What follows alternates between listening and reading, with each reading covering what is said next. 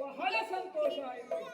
ಎಲ್ಲಿಯ ಘಟೋತ್ಕಜ, ಎಲ್ಲಿಯ ಸುಭದ್ರೆ, ಎಲ್ಲಿಯ ಪಾದಕ್ಕೆ ಹೌದಾ ನೋಡು, ಒಂದಕ್ಕೊಂದು ಸಮಾನವಾಗಿ ಎಷ್ಟು ಔಚಿತ್ಯವಾಗಿ ನಿನ್ನ ಇಲ್ಲಿಯವರೆಗೆ ಕರೆದುಕೊಂಡು ಬರುವ ಹಾಗೆ ಆಯಿತು ಹೇಳು.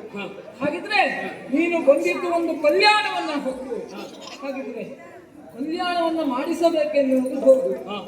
ಅವಳು ಮೊದಲೇ ಹೋಗಿ ಅಣ್ಣನಲ್ಲಿ ಕೇಳಿ ಅಣ್ಣ ತಿರಸ್ಕರಿಸಿದ್ದಾನೆ ಎನ್ನುವಂತಹ ಸಲುವಾಗಿ ಆ ವನದಲ್ಲಿ ಬರುವಂತಹ ಸಂದರ್ಭದಲ್ಲಿ ನಿನ್ನ ಭೇಟಿ ಆಯಿತು, ಯುದ್ಧವಾಯಿತು, ತನ್ಮುಖೇನವಾಗಿ ನಿನ್ನ ಆಗಮನ. ಹಾಗಿದ್ರೆ ಈ ಕಲ್ಯಾಣವನ್ನು ಮಾಡಿಸುವುದು ನನ್ನ ಒಂದು ಜವಾಬ್ದಾರಿ ಉಂಟು ತಾನೆ. ಹಾಗಾಗಿ ನಮ್ಮ ಸುಭದ್ರೆ ಎನ್ನುವಳು ಬೇರೆಯವಳಲ್ಲ, ನನ್ನ ತಂಗಿ ಅಭಿಮನ್ಯುವನ್ನ ಅಣ್ಣನ ಮಗಳಾದಂತಹ ಕನಕಾಂಗಿಗೆ ಕೊಡುವುದು ಅಂದ್ರೆ ಬಹಳ ಸಂತೋಷವಾದ ಕಾರ್ಯವೇ. ಹಾಗಿದ್ರೆ ನನ್ನಿಂದ ಆಗಬೇಕಾದದ್ದು ಇನ್ನೂ ಬೇಕಾದಷ್ಟು ಉಂಟು. ಈ ಮದುವೆಯನ್ನು ಮಾಡಬಹುದಿತ್ತು, ಆದರೂ ಅವಳ ಅನತಿಯಂತೆ ಅಣ್ಣನ ಮುಖೇನವಾಗಿ ಭಾರತಕ್ಕೆ ಹೋಗಬೇಕು, ಅಣ್ಣನಲ್ಲಿ ತಿಳಿಹಿಸಬೇಕು ಎನ್ನುವುದಾಗಿ ನೀನು ಇಲ್ಲಿಯವರೆಗೆ ಕರೆದುಕೊಂಡು ಬಂದಿದ್ದೀಯಂತಾದ್ರೆ ನಾವಿರುವರು ಸೇರಿ ಈ ಮದುವೆಯನ್ನು ಮಾಡಬೇಕು. ಹಾಗಾದ್ರೆ ಈ ಮದುವೆಯನ್ನು ಮಾಡುವುದರಲ್ಲಿ ನನ್ನ ಕೆಲಸ ಎಷ್ಟುಂಟೋ ನಿನ್ನಿಂದನೂ ಕೆಲಸ ಆಗುವುದುಂಟು.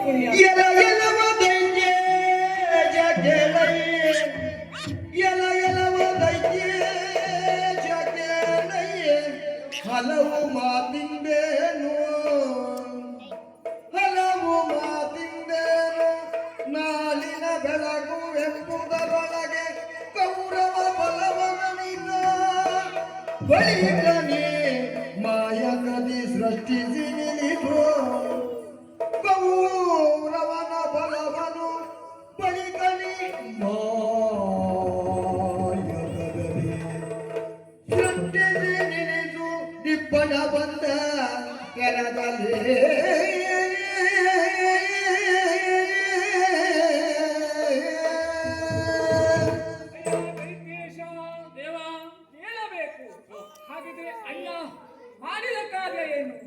ಹಿಂದಿನ ಆ ಒಂದು ಘಟನೆ ಕಲ್ಯಾಣದ ಘಟನೆಯನ್ನ ನೆನಪಿಟ್ಟುಕೊಂಡು ಹಿಂದೆಯೂ ಸಹ ತಮ್ಮ ಏನನ್ನಾದರೂ ಮಾಡಿಯಾನು ಎನ್ನುವಂತಹ ನಿರೀಕ್ಷೆಯಲ್ಲಿ ಎರಡು ಮುಹೂರ್ತವನ್ನ ಇಟ್ಟಿದ್ದಾನೆ. ಷಷ್ಠಿಯ ಮುಹೂರ್ತ, ಇನ್ನೊಂದು ದಶಮಿಯ ಮುಹೂರ್ತ. ಇಲ್ಲದೆ ಹೋದರೆ ಒಂದು ಮದುವೆಗೆ ಎರಡೆರಡು ಮುಹೂರ್ತವನ್ನ ಇಡ್ತಾನೆ ಅಂತಾದ್ರೆ ನಮ್ಮಣ್ಣ ಮೂರ್ಖನೇ ಹೋಗ್ತಾನೆ.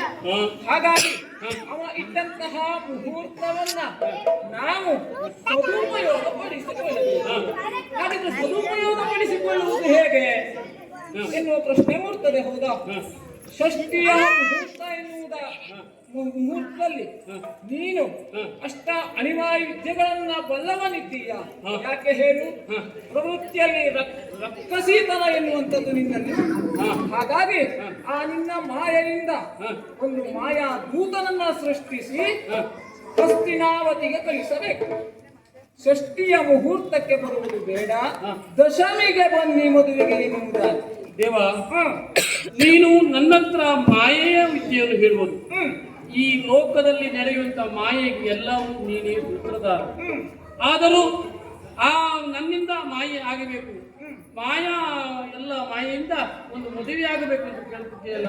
ಸೂತ್ರಧಾರನಿಗೆ ತಕ್ಕರಾದಂತಹ ಪಾತ್ರಧಾರನ ಅವಶ್ಯಕತೆ ಇರ್ತದೆ. ಹಾಗಾಗಿ ಪಾತ್ರಧಾರಿಗಳ ನಿರೀಕ್ಷೆಯಲ್ಲಿ ನಾನಿದ್ದವ. ಇಂದು ನಿನ್ನ ಪಾತ್ರ ಮಾಯೆಯ ಸೃಷ್ಟಿಯನ್ನು ಮಾಡಿ ಅವನ ಆಸ್ಥಾನಕ್ಕೆ ಒಂದು ದೂತನನ್ನು ಕಳುಹಿಸಿದರು.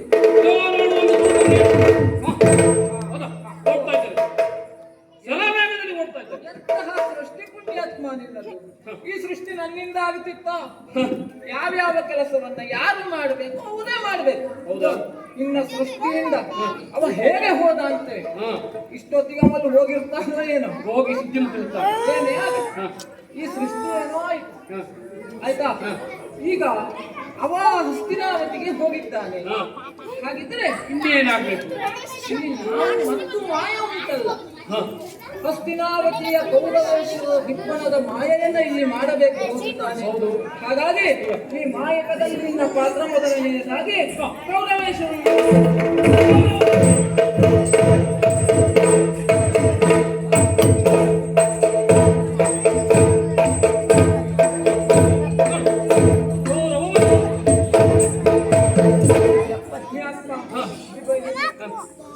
ಸೃಷ್ಟಿಯೋ ಮತ್ತೆ ಇವತ್ತಿನ ನಾಟಕ ಕೌರವ. ಏನೋ ಆಯ್ತು. ಆದ್ರೆ ಕೌರವೇಶ್ವರರು ಇದು ಕಥೆ ಹಿಡಿದಿದ್ದನ್ನು ವ್ಯತ್ಯಾಸ ಆಗಿದಲ್ಲ.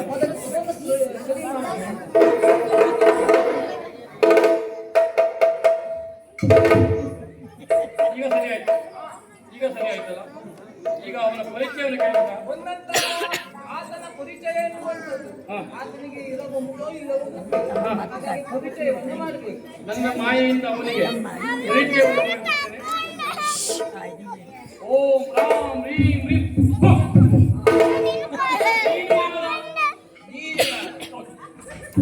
ಇದು ಕಷ್ಟ.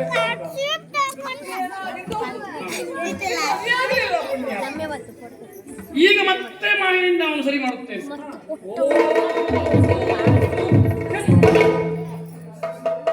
ನೀನು ಯಾರು? ನೀನು ಯಾರು? ಮತ್ತೂ ಸರಿಯಾಗಲಿಲ್ಲಲ್ಲ. ನೀನು ಯಾರು ಎನ್ನುವುದನ್ನ ಹೇಳಿಕೊಡು.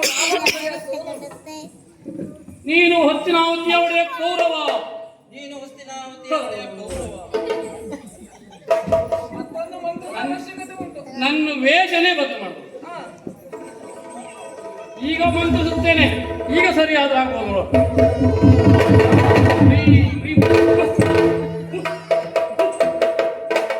ಈಗ ಸರಿಯಾದ, ಈಗ ಸರಿಯಾದ. ನೀನು ಯಾರ? ನಾನು ಕೌರವ. ಹಾ. ಕೌರವ. ಇದು ಕೌರವನ ಸೃಷ್ಟಿ ಆಯ್ತು. ಹಾ. ಯಾಕೆ ಸೃಷ್ಟಿ ಎನ್ನುವುದನ್ನು ಹೇಳುವಂತ ಇಲ್ಲೇ ಹೋಗಿ ಏನೇನೋ ಮಾಡಿ ಒಂದಕ್ಕೆ ನೂರಾಗುತ್ತವೆ. ಕೌರವ, ಹಾ. ನೀನು ಯಾಕೆ ಇಲ್ಲಿಗೆ ಬಂದೆ? ಯಾಕೆ ಇಲ್ಲಿಗೆ ಬಂದೆ? ಅದು ಹೇಳು. ಸೃಷ್ಟಿಯ ಪುಣ್ಯ ನೀ ಸೃಷ್ಟಿ ಮಾಡಿದವ, ನೀನೇ ಅವನಿಗೆ ಎಲ್ಲವನ್ನ ಹೇಳ್ಬೇಕು. ಈಗ ಸೃಷ್ಟಿ ಮಾಡಿದ್ದೇನೆ, ಹಾ. ಅವನಿಗೆ ವಿಷಯವನ್ನು ಹೇಳಬೇಕಲ್ಲ ಈಗ. ಕೌರವ, ದ್ವಾರಕೆಗೆ ಬಂದು ನಿನ್ನಿಂದ ನಿನ್ನ ಮಗನ ಲಕ್ಷ್ಮಣನಿಗೆ ಮದುವೆ ಮಾಡಿಸಲಿಕ್ಕೆ ನಿನ್ನನ್ನು ಕರೆತಂದಿದ್ದೇನೆ. ಅರ್ಥವಾಯ್ತಾ? ನಿನ್ನ ಮಗನ ಮದುವೆ. ನನ್ನ ಮಗನಲ್ಲ, ನಿನ್ನ ಮಗನ. ಪುಣ್ಯಾತ್ಮ ಇವನ ಮಗನದ್ದಲ್ಲ, ನಿನ್ನ ಮಗ ಲಕ್ಷಣನ ಮದುವೆ. ಅದಕ್ಕಾಗಿ ನನ್ನ ಮಗನ ಲಕ್ಷಣದ ಮದುವೆ ನಿಮಿತ್ತ ನಿನ್ನನ್ನು ದ್ವಾರಕೆಗೆ ಕರೆತಂದಿದ್ದೇನೆ. ನಿನ್ನ ಪಾತ್ರ ತಂದೆಯ ಜಾಗದಲ್ಲಿ ನಿಂತು ಮಗನ ಮದುವೆ ಮಾಡುವುದು. ಅರ್ಥವಾಯ್ತಾ? ಕೌರವ ಸೃಷ್ಟಿ ಆಯ್ತು, ಇನ್ನು ಮದುಮಗನ ಸೃಷ್ಟಿ ಬೇಕಲ್ಲ. ಮದುಮಗನ ಸೃಷ್ಟಿಯ ಮೊದಲು ಅವನ ಕಡೆಯ ಹಿಡಿಯಲು ದುಶ್ಯಾಸನ ಅವನ ಸೃಷ್ಟಿ. ವಿಶ್ವಾಸ ಬೇಕಲ್ಲ.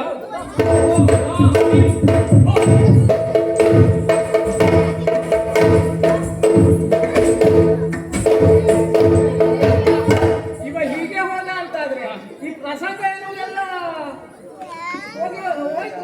ಏನೂ ಇಲ್ಲ ಇಲ್ಲಿ. ದುಶ್ಯಾಸನ, ಮದುವೆ ಏನೂ ಇಲ್ಲ. ಶಾಸನ, ದುಶ್ಯಾಸನ. ಒಂದು ಶಾಸನದಲ್ಲಿ ಬದಲಿರುವ ಹಾಗೆ ಆಗ್ತದೆ. ಮೊದಲವನು ಸರಿ ಮಾಡಿ. ನನ್ನ ಮಾಯಿಂದ ಎಲ್ಲ ಉಲ್ಟಾಗ್ತದೆ. ಓ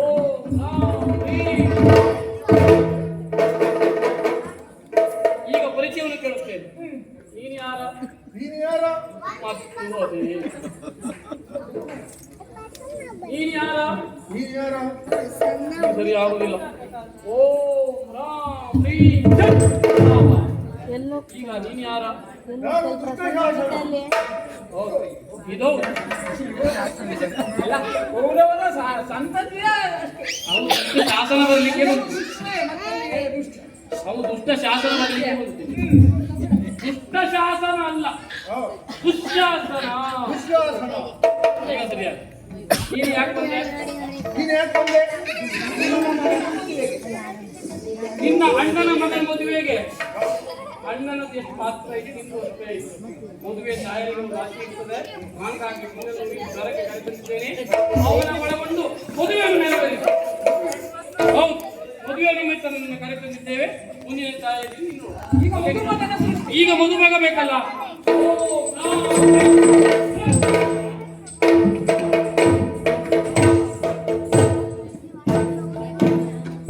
ಒಂದು ಲಕ್ಷಣ ನಿಜವಾಗಿಯೂ ಲಕ್ಷಣ ಹಾಗೆ ಇದ್ದಾನೆ. ಅವಲಕ್ಷಣ ಆಗಲಿಲ್ಲ ಇದು. ಲಕ್ಷಣ ಹಾಗೆ ಇದ್ದಾನೆ. ನೋಡ್ಲಿಕ್ಕೂ ಲಕ್ಷಣವಾಗಿದೆ. ನೀನು ಯಾರು? ಲಕ್ಷ್ಮಣ.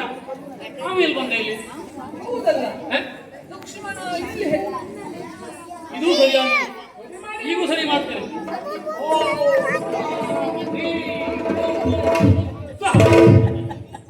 ನೀನು ಯಾರು? ಲಕ್ಷಣ ಲಕ್ಷಣ. ಈಗ ಸರಿಯಾಗಿ ನೀನು ಯಾಕೆ ಬಂದೆ ಇಲ್ಲಿಗೆ? ನೀನು ಯಾಕೆ ಬಂದೆ ಅಂದ್ರೆ ನಿನ್ನದೇ ಮದುವೆ. ಹಾ, ನಿನ್ನದೇ ಮದುವೆ. ನಿನ್ನ ಮದುವೆ ನಿಮಿತ್ತ ನಿನ್ನನ್ನು ದ್ವಾರಕ್ಕೆ ಕರೆತಂದಿದ್ದೇನೆ. ನಿನ್ನ ಮದುವೆ ಮಾಡಿಸಲಿಕ್ಕೆ ತಂದೆ ಚಿಕ್ಕಪ್ಪ ಎಲ್ಲರೂ ಬಂದಿದ್ದಾರೆ. ನಿನ್ನನ್ನು ಮದುವೆ ಮಾಡಿಸುತ್ತಾರೆ. ಸೃಷ್ಟಿ ಏನು ಆಯ್ತಲ್ಲ.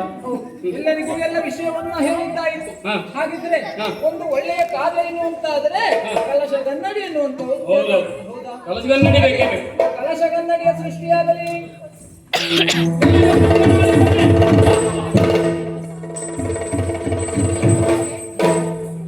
ಇದ್ಯಾವುದು?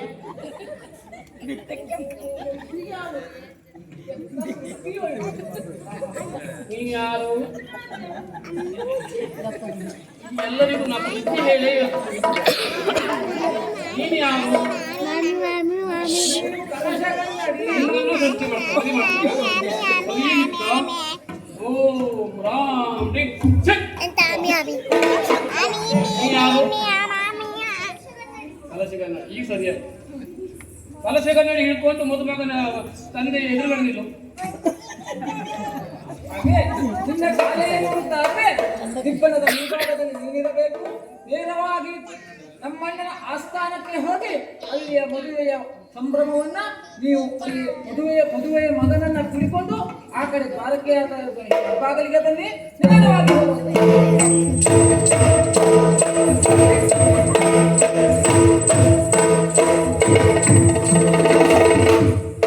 ದೇವ. ಕೃಷಿಯನ್ನ ಮಾಡಿದ್ದೇನಾಯಿತು. ಹೌದು ಅವನವನ ಕಾರ್ಯವನ್ನ ಅರುಹಿ ಅವರನ್ನ ಕಳುಹಿಸಿದ್ದು ಆಯಿತು. ಹೌದು. ಇನ್ನು ಮುಂದೆ ಹ. ನನ್ನ ಪಾತ್ರ ಎಷ್ಟೋ ಹ. ಅಷ್ಟೇ ಪಾತ್ರ ನಿನ್ನದು ಉಂಟು ಪುಣ್ಯಾತ್ಮ.